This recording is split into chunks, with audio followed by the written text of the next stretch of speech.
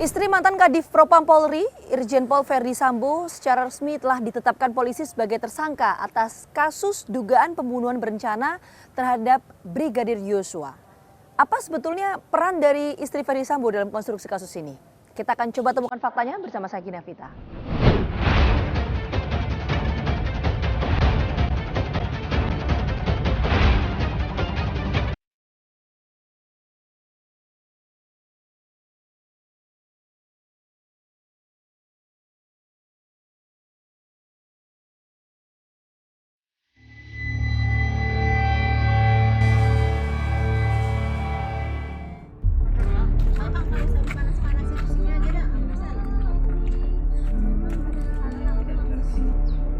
Lebih dari 40 hari, Brigadir Nofriansah Yosua Huta Barat tewas terbunuh. Tapi kesedihan mendalam masih terus menggelayuti keluarga.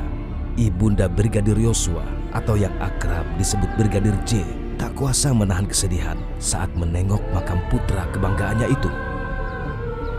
17 Agustus yang sejatinya merupakan hari kemerdekaan, namun bagi keluarga Brigadir Yosua merupakan hari yang sangat menyedihkan. Sinilah kami Bapak bendera memperingati hari ulang tahun kemerdekaan itu dengan keluarga bersama. Di hari yang seharusnya menjadi kebanggaan sang ibu ketika melihat sang anak mengenakan pakaian kebesaran kepolisian, namun hal itu kini hanyalah sebuah khayalan untuk selama-lamanya. Sang anak kebanggaan yang kini telah terbaring di dalam tanah ini telah meninggalkan luka yang mendalam bagi keluarga. Kejanggalan demi kejanggalan yang ada perlahan mulai terbongkar. Meski terkesan berhati-hati dan lambat, tim khusus yang bertugas menangani mulai menyusun ulang kasus pembunuhan ini. Dari hasil penyelidikan atas peristiwa keji ini, tim khusus yang dibentuk langsung oleh Kapolri awalnya menetapkan 4 orang tersangka yang terjerat kasus pidana murni. Mereka adalah Irjen Verdi Sambo, Brigadir Ricky Rizal, Barada Richard Eliezer, dan satu-satunya warga sipil adalah Kuat Ma'ruf. Namun penyelidikan seolah mengalami kebuntuan, terutama saat publik mulai mempertanyakan tentang motif yang melatar belakangi pembunuhan terhadap Brigadir J. Masyarakat makin dibuat penasaran, dugaan motif pun berkembang liar, mulai dari isu perselingkuhan, LGBT, hingga bisnis haram perjudian online 303 konsorsium dikait-kaitkan dengan kasus ini, khususnya Inspektur Jenderal Polisi Verdi Sambo. Menurut Sugeng Teguh Santoso, Ketua Indonesia Police Watch, liarnya isu seputar motif yang ada pada kasus ini disebabkan belum diperiksanya salah satu saksi mahkota, yaitu Ibu Putri Chandrawati. Padahal menurutnya, istri Irjen Verdi Sambo tersebut memiliki peran kunci untuk membuka keseluruhan tabir peristiwa ini. Seberapa penting peran dari istri Verdi Sambo ini Pak untuk membuka kasus ini secara terang benderang? Posisi Nyonya Putri penting, keterangannya sangat penting ya. Nah, dari Ibu Putri ini sebetulnya ada 3 hal yang setidak-tidaknya bisa didapatkan kalau Ibu Putri ini kooperatif ya. Apa saja Pak 3 hal itu Pak? 1, soal motif ya, soal motif ya. Kemudian kedua, mengapa dia melaporkan satu laporan polisi yang bohong. Soal dugaan pelecehan seksual. Iya, ya, pelecehan seksual sama pengancaman ya. Mengapa dia mau gitu ya setelah dibuktikan ini bohong. Yang ketiga soal peran dia di dalam kasus pembunuhan ini. Kenapa kemudian 3 hal ini perlu ditanyakan kepada istri Verdi Sambo? Wajib, karena untuk melengkapi struktur perkara ini ya. Karena kalau perkara pembunuhan itu perlu dijelaskan motifnya. Pembunuhan berencana maksud saya. Kalau perkara pembunuhan biasa tidak perlu motif, ya. Tapi perkara pembunuhan berencana perlu motif. Karena apa? Karena orang dalam pembunuhan berencana itu antara niat mau melakukan pembunuhan dengan tindakannya membunuh, itu ada jeda waktu. Nah, dalam perkara ini dari pengakuan Pak FS, jeda waktunya 2 hari. Dia menyebut peristiwa setelah peristiwa yang di rumah di Duren 3 itu gagal ya, dihentikan semua, dia menyebut peristiwa Magelang. Jadi ada perjalanan dari Magelang Ada ke perjalanan Jakarta Magelang, itu ya? Magelang Jakarta. Ada apa di Magelang? Ya, Ibu Putri ada apa ini yang menyebabkan Pak Ferdi marah, emosi yang dikarenakan harga dirinya, harkat martabatnya diinjak-injak sebagai pribadi dan juga harkat martabat keluarga. Pertanyaan saya selanjutnya Pak, kalau tadi Anda mengatakan bahwa tadi kan ada 3 hal, salah satu soal motif. Nah kalau informasi yang didapatkan oleh IPW, ini memang seberapa tahu istri Ferdi Sambo berkaitan dengan motif ini? Kenapa Ya pasti tahu dong ya. harus motif yang didalami? Karena pasti terhadap istri tahu, Ferdi Sambo? karena dia yang mengalami sendiri. Mengalami dalam konteks komunikasi maupun kontak fisik dengan J. Ada satu fakta yang disampaikan oleh Kuat Ma'ruf ya, bahwa di Magelang Kuat Ma'ruf melihat Ibu Putri duduk di sofa dengan Barada Yosua ya. Kemudian juga katanya ada di dalam kamar. Ini kan perlu keterangan dia. Sedang nonton TV bersama, di dalam kamar itu sedang apa ya? Apakah ini yang memicu kemarahan Pak FS?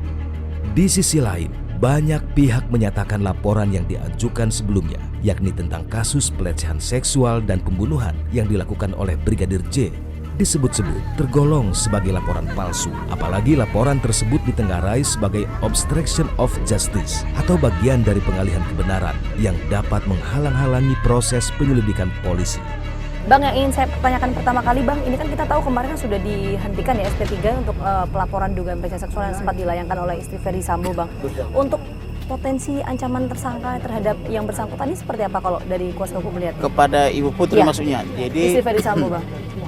saya sudah menemui kabar reskrim Polri maksudnya, diterima di mana beliau didampingi oleh Dirtipidum Polri bersama Dirtipi Texus. Saya minta Ibu Putri harus segera ditersangkakan. Kenapa dia harus ditersangkakan? Karena terus dia memproduksi hoax atau menyebarkan informasi bohong kepada masyarakat. Mulai dari pertama isu atau tuduhan pelecehan seksual, kekerasan seksual, percobaan pemerkosaan, kemudian ketika tidak terbukti di Duren 3 dipindah ke Magelang, kemudian tuduhan tembak menembak padahal tidak ada tembak menembak, yang ada adalah dipanggil dari luar, kemudian dijambak dan dihajar oleh Ferdi Sambo. Kemudian sekarang isu lain dikembangkan lagi LGBT, kemudian dikembangkan lagi menjadi isu menghamili anaknya dan seterusnya. Maka oleh karena itu supaya hoax ini berhenti, saya minta kepada Kabar Reskrim jadikan dia tersangka. Desakan publik agar Putri Chandrawati diperiksa, dimintai keterangan, hingga dijadikan tersangka mendapat respon positif dari tim khusus yang bertugas.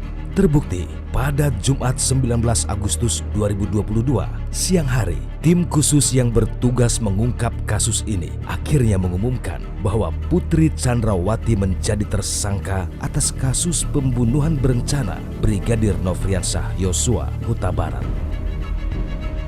Rekan-rekan sekalian, penyidik juga telah melaksanakan pemeriksaan mendalam dengan scientific crime investigation, termasuk dengan alat bukti yang ada, dan sudah dilakukan gelar perkara. Maka penyidik telah menetapkan saudari PC sebagai tersangka. Penyidik juga akan terus melakukan gabungan. Kemudian rekan-rekan juga mendengar ada 2 laporan polisi yang sudah dihentikan oleh Bareskrim.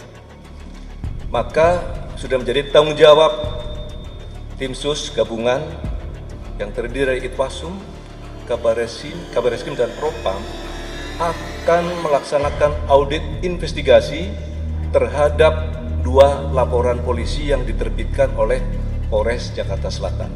Inilah poin-poin yang dapat saya sampaikan. Tentunya ke depan tim sus terus akan melakukan pemeriksaan terhadap anggota-anggota yang memang waktu diduga terlibat dalam kasus pembunuhan berencana terhadap almarhum Brigadir J. Jadi pasal yang kami persangkakan terhadap saudari PC, pasal 340, subsidiar 338, junto pasal 55, junto pasal 56 KUHP. Selain itu, tim sus juga telah menetapkan tambahan 6 personil Polri sebagai tersangka obstruction of justice atau menghalang-halangi proses penegakan keadilan. Mereka antara lain Irjen Pol FS, BJP HK, AKBP AMT, AKBP AR, Kompol BW, dan Kompol CT. 6 personil Polri sebagai tersangka obstruction of justice akan segera diserahkan pada tim penyidik untuk kemudian mengikuti proses hukum yang berlaku. Sementara mengenai 2 laporan palsu yang penyelidikannya telah dihentikan oleh Bareskrim, tim sus juga akan melakukan audit investigasi atas laporan yang dibuat di Polres Metro Jakarta Selatan tersebut. Selanjutnya, tim penyidik juga menyatakan telah menemukan CCTV yang paling vital yang bisa menjelaskan bagaimana proses peristiwa keji itu terjadi serta pemeriksaan terhadap Putri Chandrawati.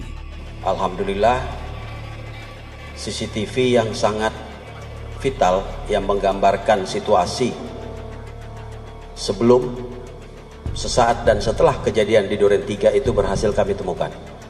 Ya, berhasil kami temukan dengan sejumlah tindakan penyidik. Dari hasil penyidikan tersebut, tadi malam sampai pagi sudah dilakukan sejumlah kegiatan pemeriksaan, konfrontir. Tadi juga sudah disampaikan oleh Bapak Ketua Tim bahwa Ibu PC sudah ditetapkan sebagai tersangka. Ya. Banyak teman-teman mungkin yang bertanya, ini kapan diperiksa? Ya, kita sebenarnya yang bersangkutan sudah kita lakukan pemeriksaan sebanyak 3 kali. Seyogyanya juga kemarin harusnya yang bersangkutan kita periksa, tetapi kemudian muncul surat sakit dari kedokteran, dari dokter yang bersangkutan, dan meminta untuk istirahat selama 7 hari. Tanpa kehadiran yang bersangkutan, kemudian penyidik melakukan gelar perkara dan berdasarkan 2 alat bukti. Yang pertama adalah keterangan saksi, kemudian bukti elektronik berupa CCTV baik yang ada di Saguling, di lokasi Saguling maupun yang ada di dekat TKP, ya, yang selama ini menjadi pertanyaan publik, yang diperoleh dari DVR Pos Satpam.